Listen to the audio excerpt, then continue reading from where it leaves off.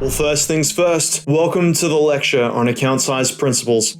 Here we're going to be taking you through an overview of different wealth levels and what you should be doing at different stages of your life, depending on what your current circumstances are. We're going to be just doing a general overview so that you know whether crypto is going to be useful for you, what other things you should be doing, and how to get the most out of your different account sizes. So we're going to be going through a whole bunch of different combinations here, divided up between income and capital size.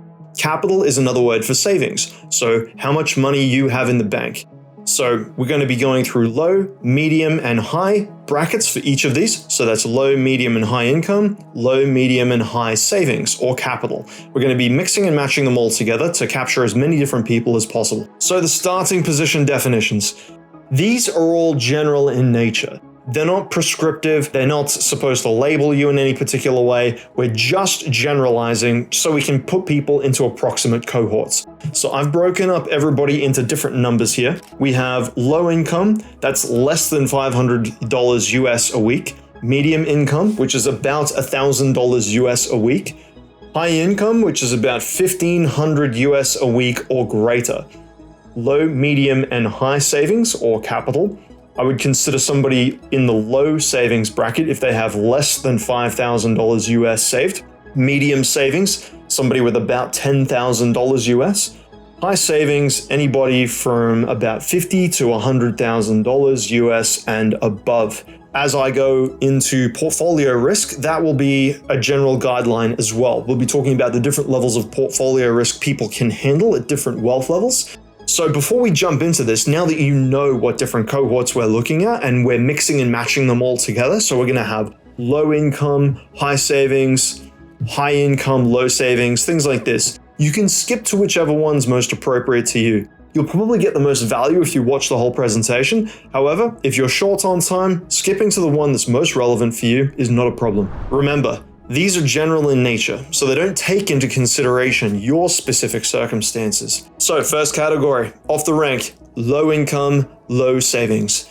If you're in this position, life is not too good. You're struggling a little bit. Going off what we have spoken about previously with the nature of crypto, having it as a capital and money multiplication exercise rather than a money addition exercise, you're going to need to increase your income in order for you to participate in crypto. If you don't really have any savings and you don't have any money to invest, then how can you expect to make any money with crypto? 0 multiplied by 100x is still going to be 0. Therefore, your primary goal, the goal above all other goals, is to increase your income so that you can live comfortably and start to accumulate capital for your savings and for your investing portfolio. Pay attention, because this ties back into the principle that crypto is not a magic wand that can solve all of your financial problems. A lot of kids think that they can come into the crypto space with $100, some pocket money, flip a few NFTs and become super rich. It's not the reality of trading. Not if you want to put the probabilities in your favor of absolutely becoming rich. That's not how the professionals do it, and that's not how you're going to do it either. Therefore, my recommendation for the low income, low savings category is to go into one of the other campuses where you can learn some monetizing skills. You need to get yourself a business so that you can get that cash flow incoming, so that you can raise your portfolio up and you can get active in the crypto and investing space. Low income, medium savings. So in this category still, the low income is going to be a problem. Even though you have some capital, enough so that you could actually get some usefulness out of the cryptocurrency world, it's still going to be a bit of a hard life. If you have low income, you're going to be struggling. You're not going to be able to pay for your bills. So the move here is to still, like the last one, make sure you try and maximize that income. Get that income up, because it's like oxygen to your life. It is lifeblood. You need to raise that up. In the meantime, signal following and investing activities will actually be a reasonable use of your time, because now you actually have some capital to work with. So in this sense, I would recommend you actually get involved with some investing activities. However, I wouldn't make it your primary concern. This way, you would be spending too much time on your asset multiplication activity, your investing, and not enough time on your income generation. This will keep you in a perpetual loop of poverty. So you need to get out of that loop by increasing your income. Within this context, I would probably recommend that your portfolio risk should remain reasonably low while you're in the process of seeking out additional income. Okay, so the low income, high savings category. This is a good position. For you to get involved in investing activities will be a fantastic use of your time because you have plenty of capital to use. This is actually where I started my journey out when I was going through university. I had a part-time job at a very low income, but I had a lot of money saved from my previous career. So what I did is I spent a lot of time looking into investing activities. And this will be a good use of your time as well. Still, my life wasn't that fantastic, and yours may not be either. If you have a low income, you still will not be able to pay for many things in your life without the stress of drawing down from your savings and your capital. So what you need to be doing is looking at ways to increase your income. If you have the capacity, if you have the time, the intellect, and the ability, you need to be looking into finding either a way to maximize your existing cash flow source or get yourself a business on the side so that you can raise that income up. Because it doesn't matter how many multiples you make on your investing portfolio, if your income is too low, you're going to be in a perpetual state of misery. Signal follow? Understand the fundamentals of investing. Do the best that you can with the time that you have available to you. Perhaps slightly more effort on the investing dimension than the medium savings dimension, but also very, very hard focus on increasing your income up.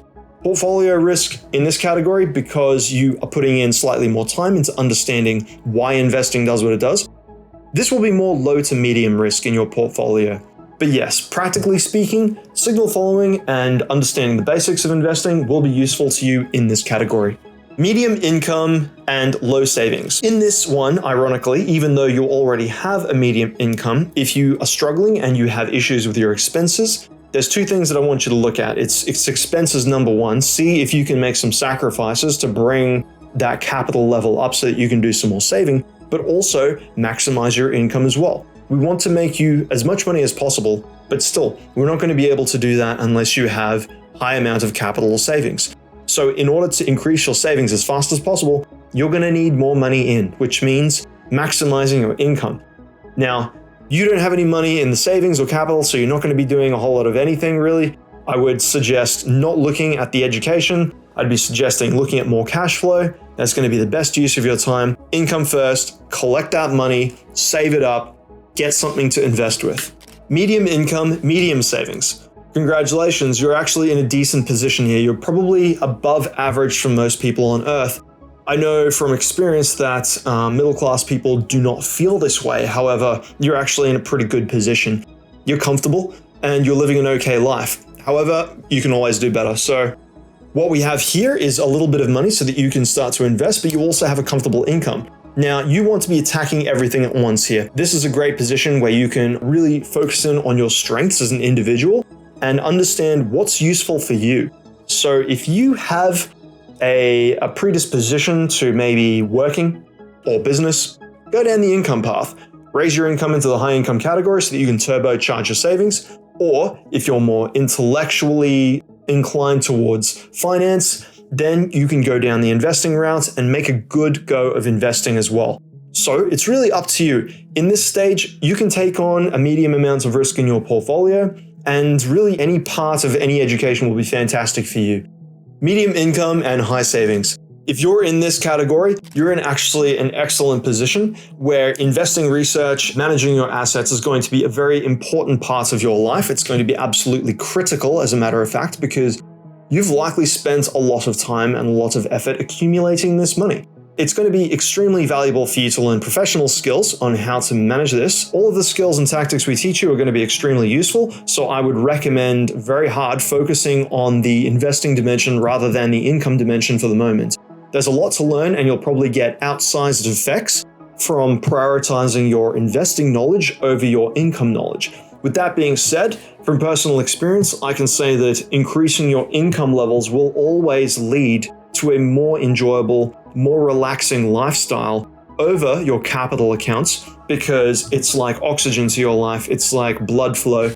You can't have a good life without something that's flowing freely, and cash flow does that for you. However, my strongest recommendation in this current bracket is definitely to focus on your investing skills first. That will get you the biggest bang for your buck. It's worth noting that within this category, I wouldn't recommend going too high with risk. You can sustain a bit of portfolio volatility thanks to your above average income. However, we still want to aim for a low to medium risk profile here. So, the high income, low savings category. If you are in this category, there is something seriously wrong with the way that you have organized your life. There's something seriously wrong with your finances. Perhaps you are keeping up with the Joneses.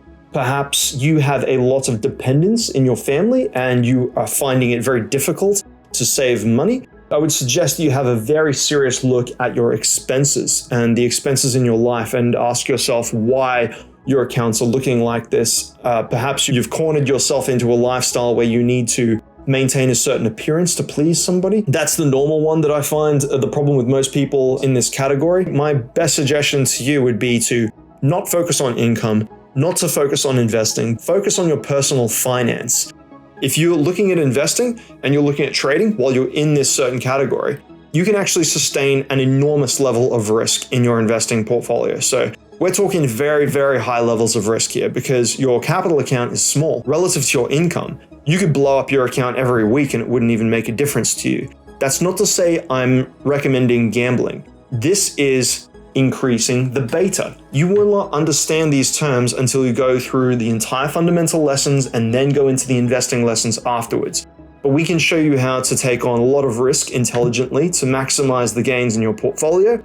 If you have small portfolio sizes, we'll reach that eventually. High income, medium savings. This is a fantastic position to be in. Congratulations to you.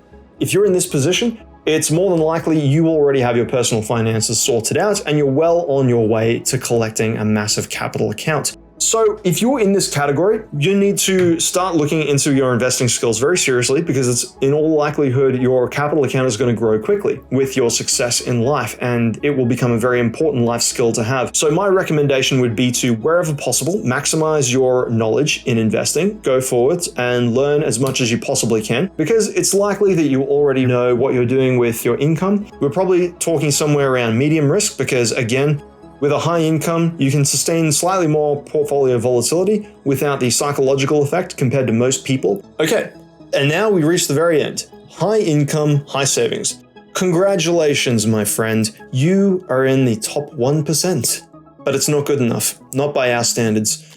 It's interesting because if you're in this category and you're listening to me right now, it's likely that you already know quite a lot about investing and income. Or perhaps you're just very, very good at business and you're very good at one particular thing. So what we'll do is we'll get straight to the juicy bits for you here. And anybody that's stuck around watching this video up until this point, congratulations, you'll get to the juicy bits as well. There are 3 standard approaches that I recommend for individuals who are very wealthy and who are very time constrained.